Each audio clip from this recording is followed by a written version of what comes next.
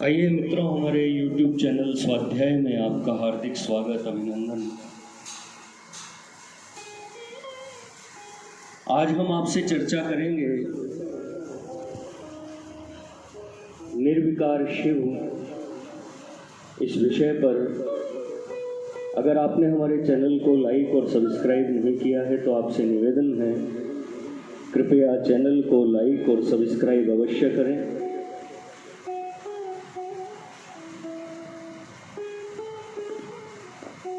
श्रुति कहती है, सृष्टि के पूर्व न सत कारण था न असत कार्य, केवल एक निर्विकार शिव ही विद्यमान थे।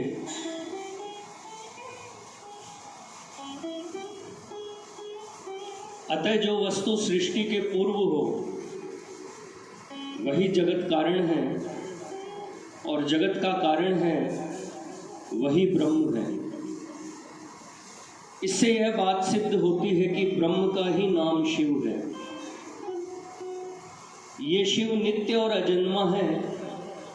इनका आदि और अंत न होने से ये अनादि और अनंत है।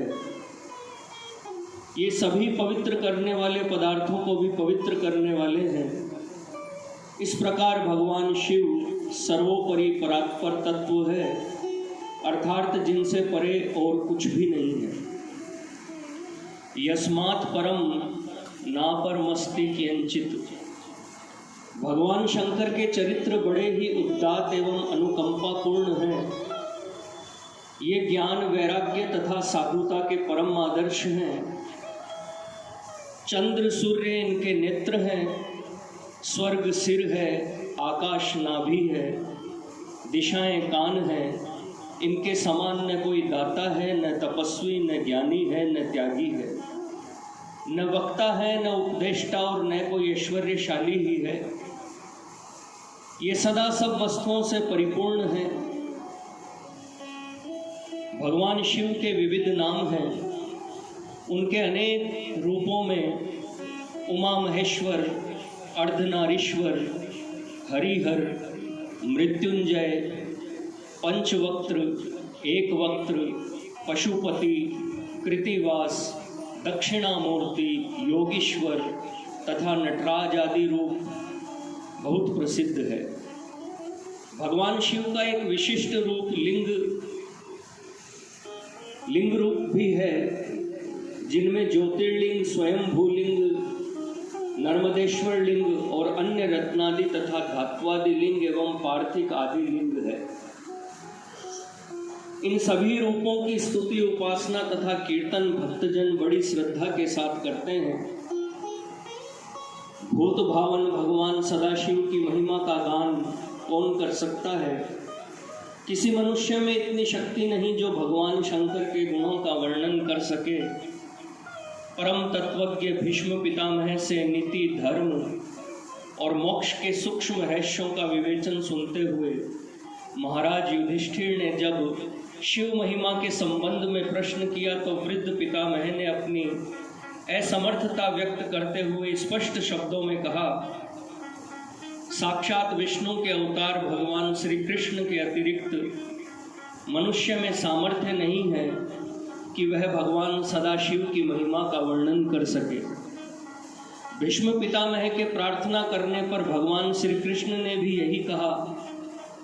हिरण्यगर्भ, इंद्र और महर्षि आदि भी शिव तत्व जानने में असमर्थ है।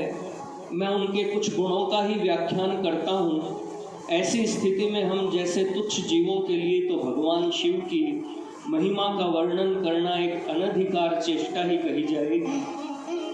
किंतु इसका समाधान श्री पुष्पदंताचार्य ने अपने शिव महिमन स्तोत्र के आरंभ में ही कर दिया है। महिमनः पारम ते परम विदुषो यद्य सदृशी स्तुतिर्ब्रह्मादीनामपि तदवसन्नास्तवै गिरः अथा वाच्य स्वमिति परिणामावधि गृह्णन् ममाप्येष स्तोत्रे हर निरपवाद परिकर। यदि आपकी महिमा को पूर्ण रूप से बिना जाने स्तुति करना अनुचित हो तो ब्रह्मादि की वाणी रुक जाएगी और कोई भी स्तुति नहीं कर सकेगा, क्योंकि आपकी महिमा का अंत कोई नहीं जान सकता। अनंत का अंत कैसे जाना जाए? तब अपनी अपनी बुद्धि के अनुसार जो जितना समझ पाया है उसे उतना कह देने का अधिकार दूषित नहीं ठहराया जाए तो मुझ जैसे तुच्छ जीव भी स्तुति के लिए कमर क्यों न कसे। कुछ तो हम भी जानते ही हैं, जितना जानते हैं उतना क्यों न कहें। आकाश अनंत है, सृष्टि में कोई भी पक्षी ऐसा नहीं जो आकाश का अंत पाले, किंतु इसके लिए वे उड़ना नहीं छोड़ते। प्रत्युतः जिसके पक्षों में जितनी शक्ति है उतनी उड़ान वह आकाश में भरता है।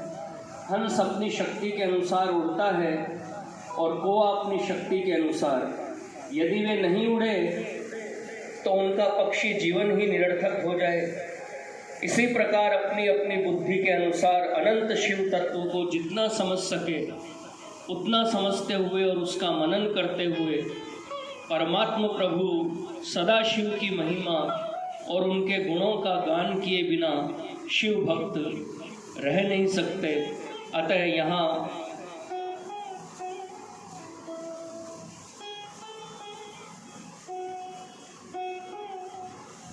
अधिक ना बोलते हुए अपनी वाणी को यहीं विराम देता हूँ। मित्रों, यह थी निर्विकार शिव शीर्षक पर एक संक्षिप्त ज्ञान चर्चा। अगर आपको हमारा चैनल पसंद आए तो इसे लाइक और सब्सक्राइब अवश्य करें। धन्यवाद।